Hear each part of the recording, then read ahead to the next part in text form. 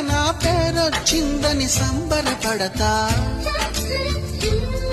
నువ్వు కొట్టిన నా చెంప మీద నీ గురుతొకటుందని సంతోషిస్తా.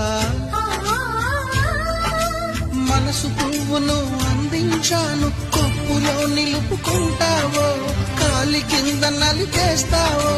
వలపు గువ్వను పంపించాను, బొట్టు పెట్టి రమ్మంటావో, గొంతు పట్టి గెంటేస్తావో.